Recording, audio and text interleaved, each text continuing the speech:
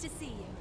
Okay, Revenants, good to see you all. I am excited for this run here in the City of the Falling Flame as we are going to be running Weimer, and we're going to be running all the big crush gifts that are able to devastate the enemy here in this section. And this is the weakness of everybody through here is blood and ice, one or the other or both. So we will have superior damage capabilities here, even though we don't even have a communal with Mia here that we're going to be paired up with. But we are going to be running the Brionac because, as we saw in our drain rating investigations, this is just a stupid high drain rating that we can get here. And if we and as we are paired up here with the Ruinous Chevalier, we get a fire resistance of 115, and if we use a fire tonic, we remember the numbers here, and this goes up by 20, and so we're at 135. So even if we run into the wall, we only lose about 50 health. And defensive order doesn't help us with flame damage, but it does help us with our regular defenses getting attacked by regular folks.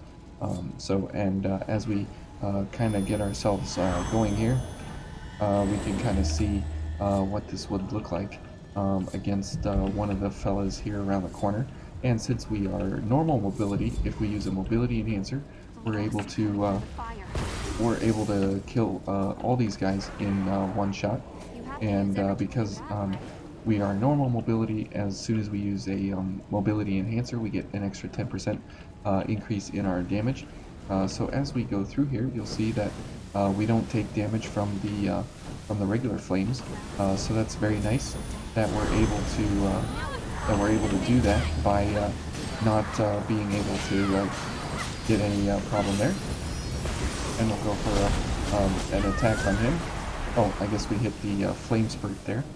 Kind of reminds me of the movie The Princess Bride. If you've ever seen that movie, it's a fantastic movie, wonderful movie.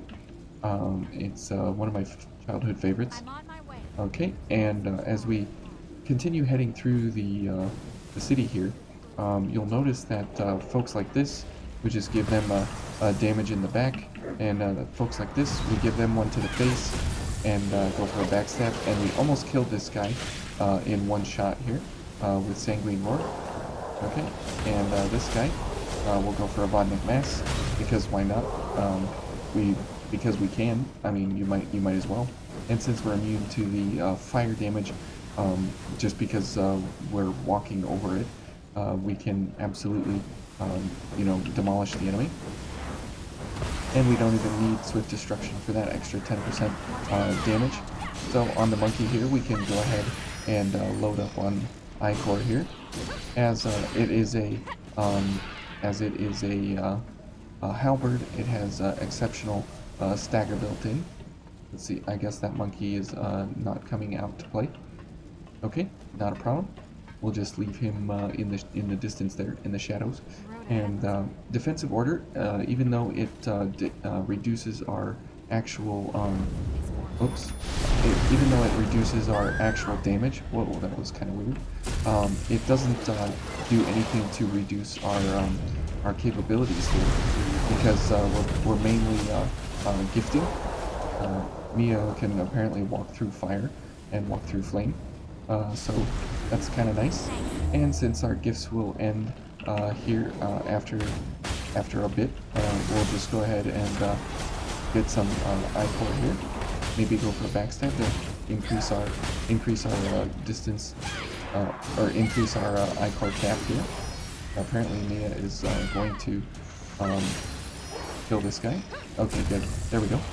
So we want to get as high I-core as possible, obviously, before we get to the kitty, since we're able to basically put her down instantaneously. Okay, let's go for a Vodnik Mass. Okay, and we'll go for this, and we'll go for a backstab if we can get it. Oh, nope, we can't get it. Okay, but as you see there, it's kind of unfair almost having access to these gifts, and especially when you have all four of them. The idea is that you just constantly do damage to the enemy in big ways. Now, again, if we pair up with Mia here, these will cost, all of them will cost 2 Ichor less through Blood Awakening, and they will all come out at full damage because it is her communal doesn't degrade your gift abilities, but and all the cooldowns will be cut in half, so you can get them out very quickly. And because we're paired up with all of the gift accelerators, we're able to cast the gifts even quicker. So this makes for a great setup here with uh, with the City of the Falling Flame. Okay, a little bit of water break there. And now as we get into this fella here, the Flame Atronak, I like to call him from Oblivion. This will be interesting to say the least, to see what our survival rate here is versus him, as he can absolutely wreck our day very quickly and easily. So we're definitely going to go for all the damage here that we can get, and we'll go ahead and heal one, just to make sure that we can... oops. Okay, that hit him. Good. We'll go for this, and now we need some Ichor. Oops, and we took half damage, so, or half health. Oops. Okay. Oops, and oh, we're dead. Mia, she's in the animation there. Okay. And she may die, I don't know. Okay. There we go. Okay, here he comes. Okay, let's launch for Ichor. Okay, good. And let's go for another launch if we can get it. There we go. Oh, and that'll kill him. Okay, so we definitely took a beating there. Let's go ahead and heal that, and we'll go for a regen inducer, since there's one right here on the ground. But as you see, it's definitely, you need, let's see, you need 10, 20, and you need 32 Ichor to use all of your gifts out the gate. So it's definitely important to make sure that you get a hold of that very quickly. Okay, we'll get some Ichor there. There we go. Okay, and we'll go for another blast here on these boys. So the monkeys are annoying as ever, but because we're really high on our flame damage, even though we don't really have good resistance to flame, we're definitely able to put these guys down very easily. And we'll go for some Ichor here. And because defensive order lowers our attack value, we're able to do a whole bunch of damaging attacks here with our regular attack to get a whole bunch of Ichor back at no real problem to ourselves. Okay, and now we have a couple of gifts here that we can go for, and since this guy is weak to blood, we will absolutely wreck his day. Okay, and we'll go for a couple of attacks there to get ourselves right back up on top here with Ichor, because as soon as we come around the corner where we got balls in our face, and ain't nobody got time for balls in your face, so we just go for a couple of gifts here, and we should be a-okay. Oop, not that one.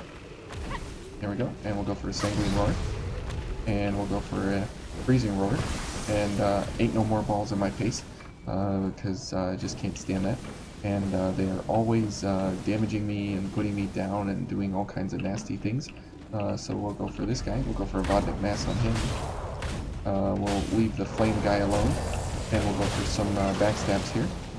Now it would be better to actually attack these guys instead of go for actual drain attacks, but the drain attacks still raise our Ichor cap, so it's worth it. I don't know why we did that, but we're just going for all the things here. Okay, and as we come up to the next Flame Atronak here, we got balls in our face around the corner from him, so we're definitely going to have to play this a little bit more of a Muhammad Ali kind of style of dance around and strike whenever the iron is hot. So let's go ahead and head on in here. Let's go ahead and get our gifts going, or our consumables going, because we definitely will need all of them. Oops. And let's go ahead and apply this, and let's go ahead and heal one. Okay, and let's go. And we can hit him before he even gets going here. Good. Let's go ahead and get some Ichor back. And let's go for a Vodnik Mass. Okay, go for a Sanguine Roar. And you can see there that by this time, Freezing Roar is off cooldown. So we're able to do some pretty good maneuvers there. Okay, so let's go for ball number 1. There we go. And all we have is 1 ball left. Okay, and we'll go for another ball. There we go. So it's in our best interest to kill the balls quickly and before they get out of hand. Alright, and let's go for a backstab here to get as high Ichor as possible before we get on into the fight here. There we go. Oh, and can I get another backstab? We can. Most excellent. That's very, very good. Okay, and Mia's probably going to kill him. Yep, okay. Well, we'll pick up the stuffed toy and we'll head on into the fight. Now, with her, you definitely want to just do all flame resistance, and that will do you just a-okay and just fine. But we're gonna pair up here.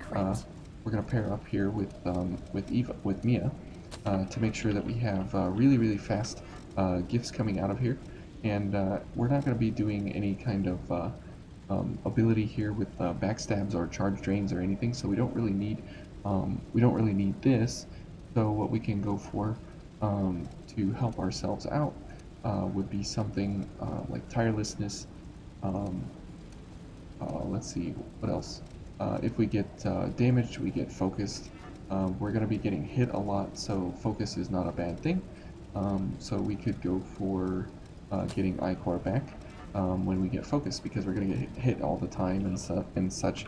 So it's in our best interest to go for that. Okay.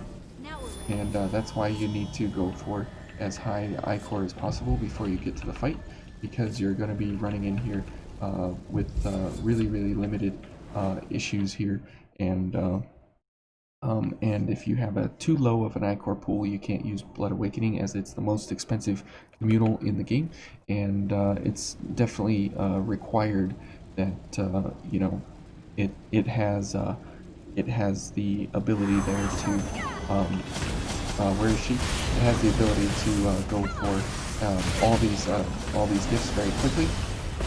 Okay, and now we need some Ichor. There we got focus, so we got some Ichor back.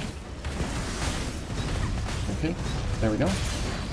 Okay, and another Baba Yaga's Gaze. There we go.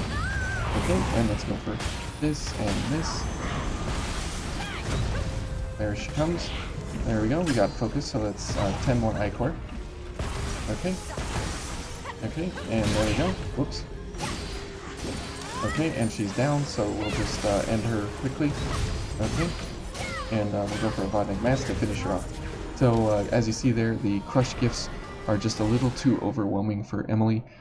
She does have a kind of good resistance to blood, but it's nothing we can't overcome, simply because of the fact that we're able to get all these gifts out very, very quickly, and we weren't even paired up in such a way with like infinite flame resistance and you know, over the top kind of damage. This is just kind of something you can pair up, you can do, and you can just kind of blast your way through this area with these 4 gifts. Because the fire guys are also weak to blood within reason. They're not like they are to ice, but because of the ability there of the Brionac to get all the Ichor back on just a couple of strikes, and as you're paired up with Mia, it is such a great thing that you have enhanced cooldown, and who cares if it reduces our attack power. The Brionac is only there for an Ichor generator, and it doesn't do anything to affect us regardless of what our playstyle is or whatever. So Emily has a real hard time standing up against Revenants, especially after even in the first playthrough, simply because you get access to flame protection and fireproof tonics and Scothic chromes before the actual fight, so you're able to be invincible from the very, very, very, very beginning of the game on your first playthrough. As we went over that in the solo level 1 playthrough, she was the easiest successor to go through with no real repercussions or issues or problems of any kind. And so that's the City of the Falling Flame, and there's really not much to say about it. Even though Weimer is a DLC blood code, you can pick other things that you can get on your first playthrough. Like Queen's Ribcage, you could do the same thing here. You wouldn't have access to Defensive Order, but that's okay.